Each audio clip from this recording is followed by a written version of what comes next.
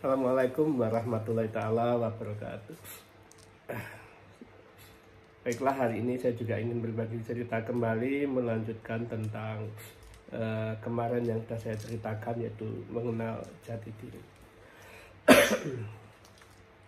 Ada hal-hal penting, langkah-langkah penting yang harus kita pahami dan harus kita aplikasikan.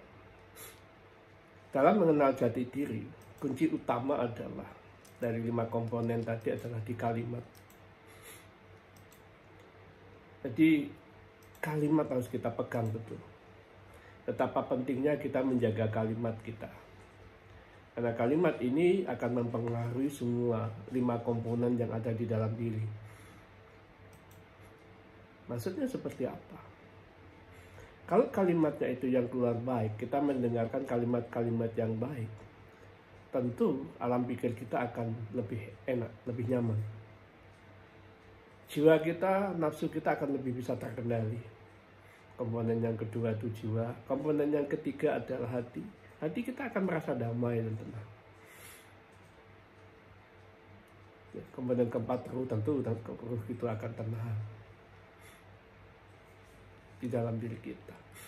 Dan komponen yang kelima, yaitu jasad atau perilaku kita akan bisa terkendalikan juga, akan lebih tenang. 5 komponen ini sangat dipengaruhi oleh yang namanya kalimat. Mengapa demikian? Baiklah, saya bisa ambil contoh.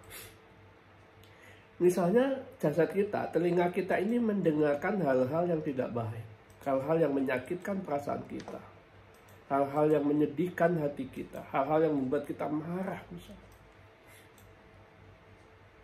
Otomatis setelah kita mendengarkan kan akan mempengaruhi pikiran kita, mempengaruhi emosi kita, mempengaruhi tindakan kita, mempengaruhi semuanya di dalam tubuh. Nah, ini harus kita pahami betul betapa pentingnya kita mampu mengendalikan kalimat, mampu mengendalikan telinga kita, mampu mengendalikan mulut kita. Misalnya ada orang yang berkata-kata tidak bagus. Kalau kita lawan juga dengan kalimat yang tidak bagus, kita penuh dengan amarah, ya kita tidak akan pernah menemukan substansi kehidupan. Tapi kalau kita pahami, kita sadari, kita renungkan, kita akan menemukan sebuah rahasia besar.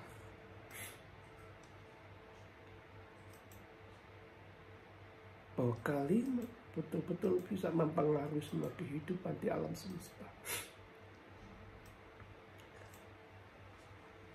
Sebuah rumah tangga pun akan hancur kalau kalimat dalam rumah tangga itu tidak bagus. Suami istri berkata-kata yang tidak bagus, saling mencela, saling menghina, akan hancur.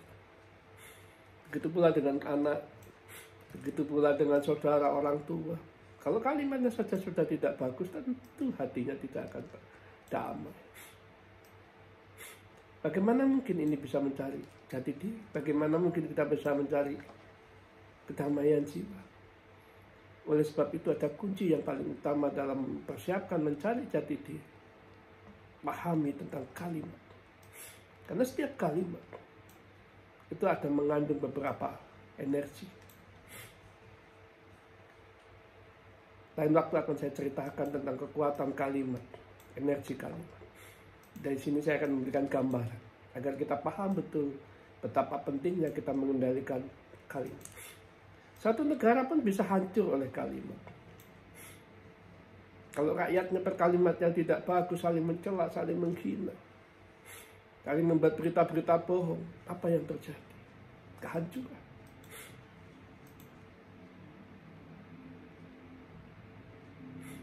Tapi kalau kalimatnya bagus, positif, saling membangun, saling mengisi, saling melengkapi, otomatis akan menjadi kekuatan.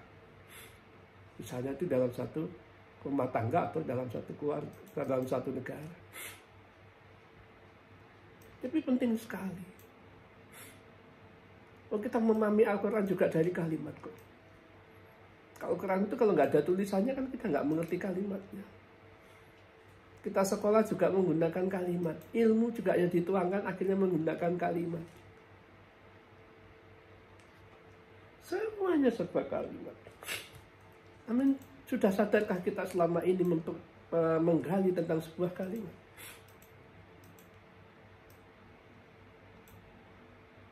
Mungkin sudah ada yang menyadari betapa pentingnya menjaga kalimat. Tapi mungkin juga masih banyak yang belum mengerti tentang sebuah kalimat. Bagi Anda yang beragama Islam bisa melihat di surat Ibrahim ayat 24, 25, dan 26. Jelas sekali di sana bahwa Allah mengajari manusia untuk berkalimat yang baik. Sementara kalimat yang tidak baik, kalimat yang buruk itu sangat tidak bermanfaat. Diumpamakan seperti akar yang tidak ada gunanya, yang tidak bermanfaat lagi. Itulah kalimat yang buruk.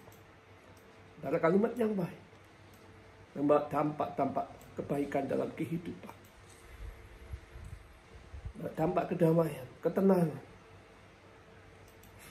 Karena kalimat yang baik membuat perasaan ini menjadi tenang, membuat perasaan ini menjadi lebih semangat, membuat perasaan ini menjadi memiliki harapan-harapan yang baik, sehingga hati penuh keyakinan mampu menjalani kehidupan dengan baik.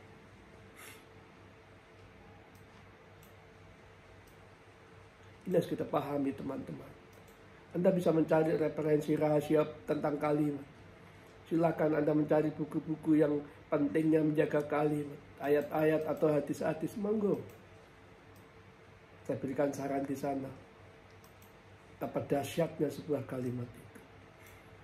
Sebelum Anda masuk lebih dalam tentang bagaimana pikiran, bagaimana nafsu atau jiwa, bagaimana hati, bagaimana ruh, dan bagaimana jasad ini. Semua diikat oleh kalimat. Menarik sekali memang. Oleh sebab itu biasakan diri mendengarkan kalimat-kalimat yang baik.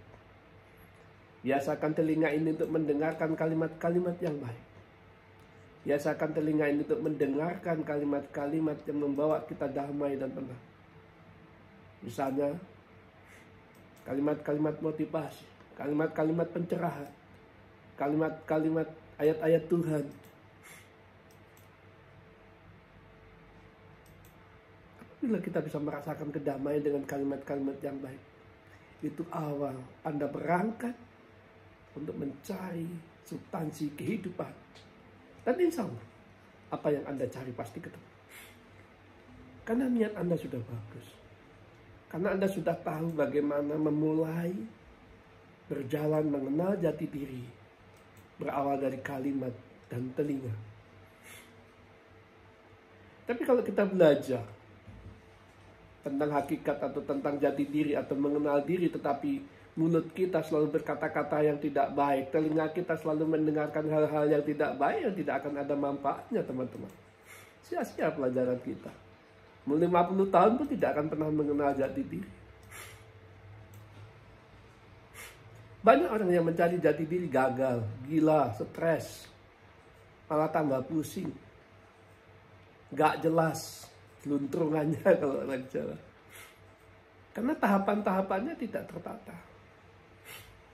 Dan yang lebih parah, tidak memiliki guru yang sempurna. Memiliki guru yang betul-betul mengerti keilmuannya. Mungkin tidak cukup satu guru, teman-teman. Anda bisa banyak. Karena saya dulu banyak guru saya. Saya diajari tentang bagaimana mengelola hati. Saya diajari bagaimana mengelola jiwa atau nafsu ini. Itu guru-guru saya juga banyak. Ya alhamdulillahnya saya bisa menyaring. Sehingga bisa saya kumpulkan menjadi satu kesatuan. Oh, ini toh substansi kehidupan. Kalau hanya satu guru mungkin tidak cukup. Boleh Anda belajar. Namun hati-hati. Juga jangan terjebak oleh dogma-dogma guru yang menyesatkan. Gunakan akal pikiran yang sehat. Gunakan nurani yang sehat. Dan intinya begini. Dalam sebuah galian ilmu ada 3 basis. Ilmiah, alamiah, dan ilahiyah. Semua ketemu. Kalau nggak ketemu ilmiahnya, alamiahnya, ilahiyahnya, bahaya. Takutnya masuk kepada fata morgana atau halusinasi. Karena banyak orang yang mencari jati diri terjebak pada halusinasi. Hayalannya tidak jelas. Hingga mereka tersesat di pulau kebingungan. Ya, ini pesan-pesan dari kami. Semoga bermanfaat untuk teman-teman sekalian dalam rangka mencari jati diri, agar Anda menemukan kemantapan hati dalam menjalani kehidupan ini. Tidak ada yang tidak bisa dicapai.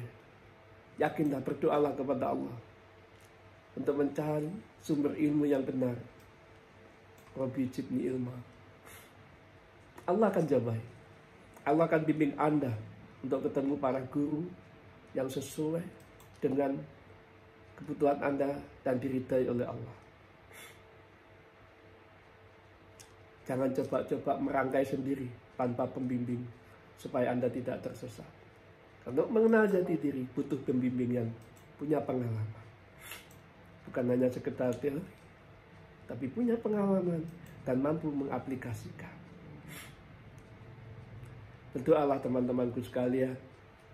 Semoga Anda semua dimanapun Anda berada bisa menemukan guru Anda yang bisa membimbing Anda menemukan jati diri Anda. Bahwa hidup adalah berkah, bahwa hidup adalah damai, bahwa hidup adalah anugerah. Ya, kira itu dulu dari saya. Akhirul kalam. Assalamualaikum warahmatullahi taala wabarakatuh.